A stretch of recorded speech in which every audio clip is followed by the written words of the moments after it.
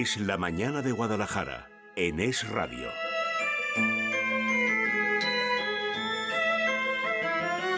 Y estamos ya de vuelta para acometer esta segunda hora de directo en Es la Mañana de Guadalajara de este lunes 4 de diciembre y hacerlo mirando hacia el futuro, hacia los próximos minutos, pero al mismo tiempo hacia el pasado, gracias a ese viajero del tiempo que nos hemos echado en este espacio de los lunes, que no es otro que José Luis Solano. ¿Qué tal? Muy buenos días, José. Muy buenos días, Mónica. ¿Qué tal el fin de bien, no? Pues, se te ve con la cara que tienes de estupenda. ¿Qué cara lunes tengo? por la mañana. Déjalo ahí. Con la cara que tienes, déjalo ahí y punto. No se me ha dado mal, no se me ha dado mal. Bien. Pero bueno, las pilas cargadas, una semana muy rarita la que tenemos por delante. Lo que decía yo al principio a nuestros oyentes, que 2 días de fiesta más para los que tengan la suerte de cogerse un puente. Rarita no, cortita. Y cinco de despiste, 5 días de despiste. Sí, bueno. Veremos a ver de nosotros qué es el jueves, cuando tengamos que dar otra vez. Hola, ¿qué tal? Buenos días, de lunes, de jueves, de miércoles, no sabemos dónde nos da el aire. De vosotros quieres decir, porque yo los jueves por aquí no parezco. Bueno, espérate, que no tengas que hacer algo. No, espérate a ver. Bueno, que es verdad que todos los lunes lo que hacemos es que nos sumergimos en la historia, buceamos un poco en lo que es el pasado de Guadalajara y sacamos a colación algún acontecimiento o, por qué no, también algún personaje de esos que dejaron huella. ¿Hoy por dónde vamos? O personalidad. Como es el caso de hoy, una personalidad de la cual tú mismo me hablaste, tú mismo me sugeriste, y no puedo dejar pasar este 2017 ni, por supuesto, esta semana, sin hablar de este religioso, estadista, humanista, reformador de la Iglesia Católica, fraile cardenal y hasta en 2 ocasiones regente del reino, es decir, la máxima autoridad administrativa y religiosa que hubo aquí. Estamos hablando, evidentemente, de Francisco Jiménez de Cisneros.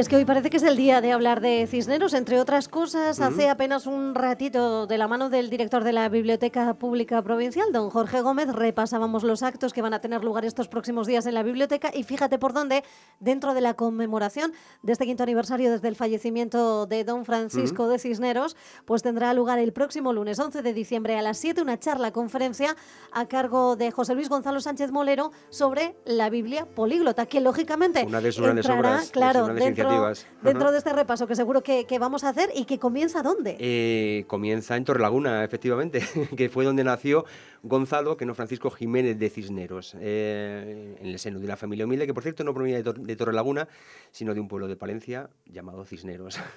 Realizó sus primeros estudios en la localidad segunda de Cuéllar y en la burgalesa de Roa, y después siguió formándose en estudio viejo, lo que era historia antigua, en Alcalá de Henares, donde ya entró en contacto, obtuvo las primeras nociones de la orden franciscana que más tarde, décadas más tarde, él mismo abrazaría y en la cual profesaría, evidentemente.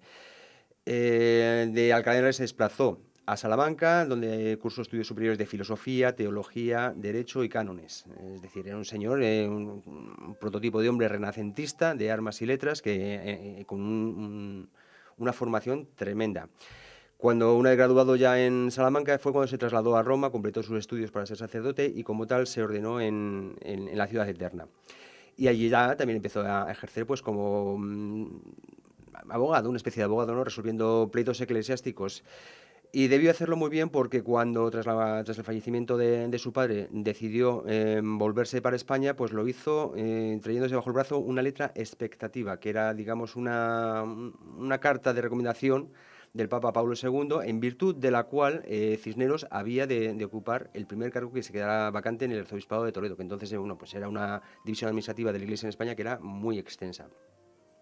Este primer cargo que se quedó vacante fue el de arcipreste de Uceda, una localidad que entonces pues era bastante importante. Pero ¿qué pasaba? Que el arzobispo de Carrillo entonces era Alonso Carrillo, que parece ser que ya tenía candidato para el cargo, con lo cual Cisneros quiso hacer valer sus legítimos derechos para ser arcipreste de Uceda, y Alonso Carrillo pues le metió a la cárcel. Que así se solucionaban las cosas entonces. Sí, porque entonces no se andaban con chiquitas. Sí. Cumplió prisión en Uceda y en la localidad de Santorcaz. Tras varios años en prisión allí en Santorcaz, pues Cisneros finalmente es liberado y es cuando encamina sus pasos hacia Sigüenza, donde allí conocería gente muy influyente, como por ejemplo quien sería uno de sus grandes valedores, don Pedro González de Mendoza, el cardenal Mendoza. Y bueno, eso pasaría un poquito más tarde. Llegó a Sigüenza, ya llegaría a ser capellán mayor de la catedral. Y llegaría, ya te digo, pues de mano del cardenal Mendoza, que enseguida supo ver su talento y sus buenas entendederas, pues llegaría a ser vicario general de Sigüenza, que es, digamos, era el segundo cargo más importante de la diócesis, tras el obispo, que entonces era don Pedro González de Mendoza. En Sigüenza también conoció a otro personaje, Juan López de Medina, que era arcediano de Almazán, canónigo de Toledo, y que había fundado ya allí en Sigüenza el colegio de San Antonio de Porta Coeli. Con el mecenazgo del Mendoza, con la fundación que ya existía de Juan López Medina y con la colaboración de Cisneros, este colegio conseguiría en el año 1489 una bula de Inocencio VIII que lo convertía en universidad, una universidad que estuvo allí trabajando en Sigüenza hasta mediados del siglo XIX. Bueno, Mendoza, como sabes, el desarrollo en su oficio le llevaría a ser arzobispo de Sevilla, de Toledo y gran cardenal de España. Y le haría ser una persona muy próxima a la corte de los reyes católicos. Volvemos a Cisneros, nos plantamos a finales del siglo XV, con Cisneros con 48 años, y estableció en Sigüenza, donde ocupaba unos cargos muy importantes, con los cuales se podía ir muy bien y muy tranquilo, muy lujoso y con mucho poder. No obstante, Gonzalo entonces tuvo un profundo proceso de reflexión, una revolución interna, que le hizo renunciar a todos esos cargos y meterse fraile. A todos esos lujos, nunca fue todo lo contrario, dinero, fue poder, un paradigma, ¿no? de lo que es la austeridad. Efectivamente, él supo anteponer sus profundas creencias religiosas a todos esos lujos y decidió pasar de ser el segundo hombre del obispado de Sigüenza a ser el último novicio de un monasterio franciscano. Este noviciado lo realizó en el monasterio de San Juan de los Reyes, de allí pasó al del Castañar, cerca de Sonseca, y finalmente se recluyó en el de la Salceda, entre Tendilla y Peñalver, un monasterio que se había erigido allí pues para conmemorar la aparición de la Virgen, unos caballeros de la Orden de San Juan, aparición que se produjo, por cierto, encima de un sauce, que aquello entonces era un bosque de sauces, de ahí que aquello se llamó Sauceda o Salceda. Por cierto, una advocación de la Virgen que es que la siguen muchos pueblos de la zona. Oye, algo le vería este hombre a nuestra tierra, bueno, pues cuando, por ejemplo, vemos que dejó esa profunda huella, aunque luego es verdad que se le llevaron otras ocupaciones más altas, ¿no? A otros lugares, pero es verdad que Guadalajara no solamente recibió esa impronta del cardenal Cisneros, sino que yo creo que también le dejó una profunda huella al mismo. Yo supongo que sí, porque al fin y al cabo, previamente a esta revolución interna que sufrió, pues colaboró muchísimo, ya no solo en el desarrollo eclesiástico del obispado de Sigüenza, sino en el desarrollo de la propia ciudad, en la transición que Sigüenza sufrió y pasó de ser una ciudad medieval a ser una ciudad renacentista. Hay muchísimos escritos en los archivos de Sigüenza pues, en el que pues te habla de cómo era la ciudad y de los trabajos que allí se desempeñaron, siempre bajo el mecenazgo del Mendoza, pero siempre con la colaboración de Cisneros. El hecho de que acabara en la Salceda, no sé si fue por iniciativa propia o fue porque fue allí donde le mandaron. El caso es que bueno, pues de allí diría Anglería, un cronista de la época, que se fue porque huía del trato de los hombres y su sitio predilecto de aquel fraile Cisneros era las espesuras de los bosques y que allí en la Salceda pues andaba con los pies descalzos por las silenciosas selvas, vestido de saco, contento con poco, dormía sobre unas pajas y se sustentaba con viles manjares y aun estos en pequeña cantidad. Es decir, una vida de austeridad franciscana y completamente rigurosa. No obstante, estando en la Salceda fue cuando empiezan a ocurrir una serie de hechos históricos en España que hacen que sea reclamado de allí precisamente por el cardenal Mendoza. Se conquista Granada en 1492 y se completa esa anexión geográfica y política que se había comenzado con el matrimonio de los reyes católicos. No obstante, hacía falta una cohesión religiosa y social y para realizarla, pues la reina Isabel mandó allí a su propio confesor, Fray Hernando de Talavera, con lo cual la plaza de confesor de la reina se quedaba vacante. Fue entonces cuando el cardenal Mendoza, cuando don Pedro intercedió porque la reina buscaba pues un santo varón que se distinguiera por su austeridad y por su desprendimiento de las cosas humanas. Y había alguien que, cumplía con creces, ¿no? Sí, pero es que también cumplía con creces porque, claro, Cisneros había trabajado en secuencia muy estrechamente con Mendoza, y Mendoza sabía de las capacidades, de la formación y de la visión general de Estado que tenía Cisneros, y sabía evidentemente que cualquier cosa que Cisneros dijera en el confesionario iba a influir sobre las decisiones de la reina. Sin embargo, no sé yo si lo tomaría tan a buen grado esa invitación de la reina en primer momento. Parece Todos sabemos qué es lo que pasó, que sí que aceptó, pero le aceptó costó, a regañadientes, ¿no? y probablemente aceptó porque más que una proyección política, vio un estupendo modo de emprender una reforma religiosa en España. Date cuenta que estaba a punto de salir la reforma de Lutero, y una de las consecuencias por las que saldría era pues una relajación a la hora de contemplar la norma en los monasterios y en instituciones religiosas. Esto ya lo supo ver Cisneros, y por eso promovió, ya siendo como confesor de la reina, pues una reforma que primero aplicó pues a la propia orden franciscana, porque llegaría a ser nombrado provincial, es decir, el máximo responsable de los franciscanos, y después se extendió al resto de órdenes religiosas.